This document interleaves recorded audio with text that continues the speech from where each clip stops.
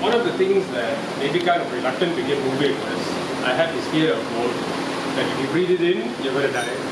So I think this might be a good opportunity to clear up misconceptions about mold, interior mold that people may have, and also, some facts that we should know about.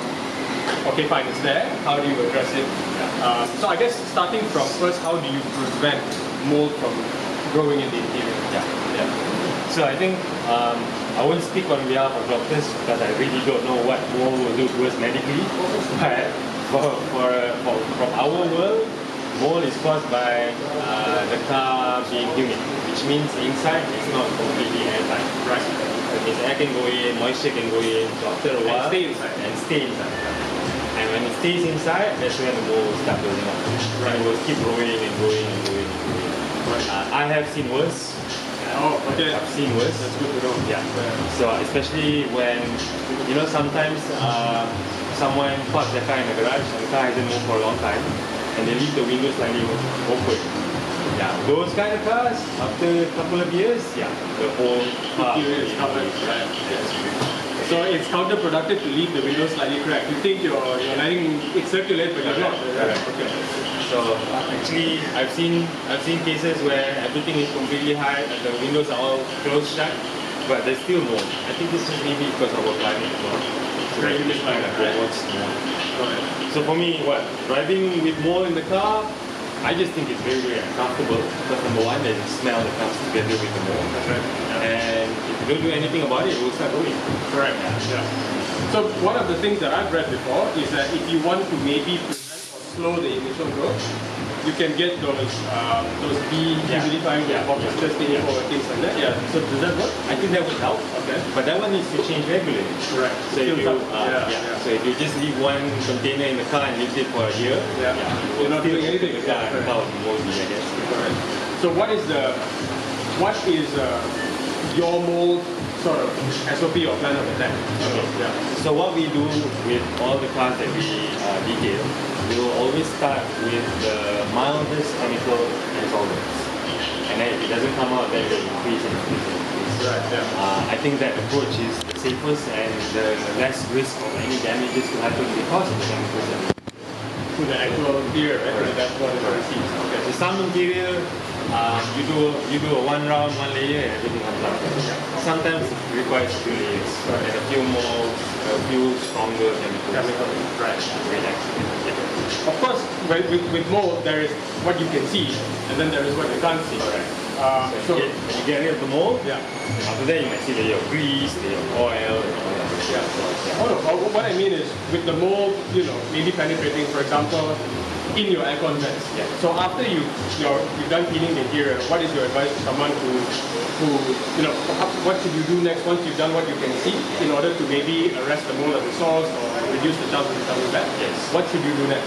Okay, so if you are going to take this car on the road without it touching the aircon system, maybe what you could do is to have the car, there are special chemicals that they use right now to put into the car so that it goes into the circulation. Right. And that's where it starts killing all the bacteria and anything that's organic that's living in your aircon vents. Right. So I think that's the first thing that we should do as well. Right.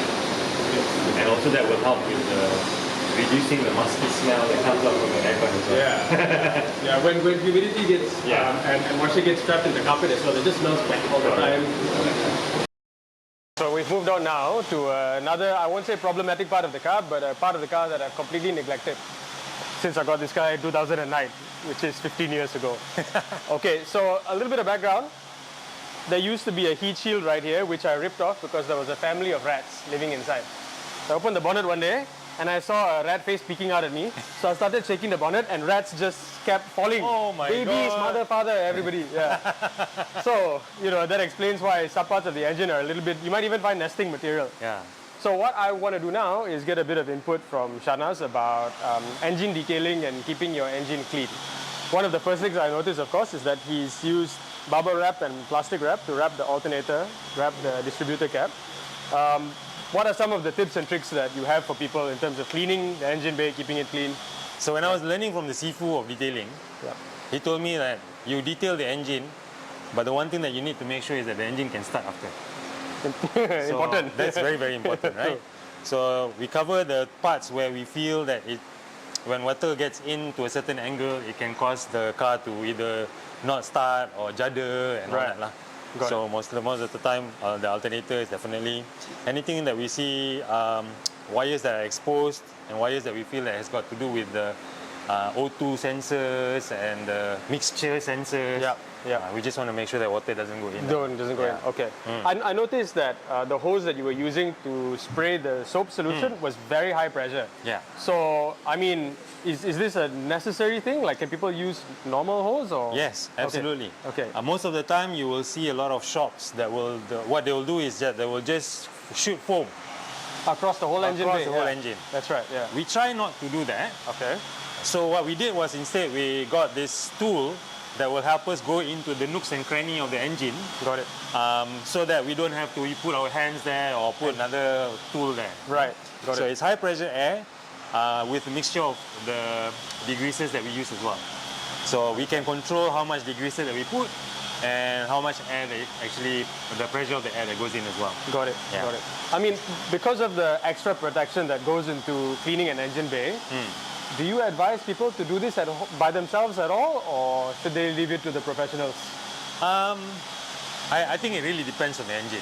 Right. If you have the newer cars, most of the engine parts are actually covered with a Covered, plastic that's right. cover. anyways. Correct, yeah. So those cars, I think, is fine. You can do it your own. It'll be fun as well over the weekend, you know. But for an older car like this, where everything is kind of exposed, yeah. you just want to make sure that you don't shoot water Into the wrong place. Into the wrong places, lah. Okay. That's pretty much it. Yeah. Got it. Thank you. Thank you. They're less complicated. Let's copy. Yeah. I think. Screws and it's out. Yeah, I think the Japanese tend to do things with the mechanic or the service guy in mind. So I think they always go with the simplest route to secure something. I like how my amplifier has the word sold written on it in red, as if there was any doubt. Because if they had written stolen, then it would have meant that I didn't pay for it, right? Yeah, incredible. You had a particular process. So you gave the outside, the exterior, I guess, one round of cleaning, and then you made your way inside. You started with the carpet and then went up to the dashboard. Is there like a reason behind this process, or? Well, because I knew that with the dashboard, we can probably do it one time, Okay. or maybe twice, Right. maximum. But we knew that the carpet we needed to do a little bit few more, rounds? a few rounds. Okay, got So it. that's why we started with the carpets first. Got it. Yeah. Dashboard is not porous, right? So whatever Correct. you have is on the surface. Correct. Okay, So the okay. dashboard will be easier to clean compared to the carpet. Got it. Yeah. So the last thing, the liquid that you put was what? Okay, that is a special ingredient which we had to self-make. We had to mix our Outtakes and a bit of baking soda with a bit of detergent, especially for carpet. So once we mixed that, just add it on the carpet and then leave it for 20 minutes. Once it's done, we just brush it off and then we'll use the extractor, which is already has a detergent inside it for the carpet. This is before, it's untouched. This is after. 30 years of dirt. I guess just a little teaser of what's to come next is once the cleaning is done, the plan is to get to mechanical. And I think one of the things that I'm very grateful of today is that the car is maybe perhaps no longer the biohazard that it once was. Yes.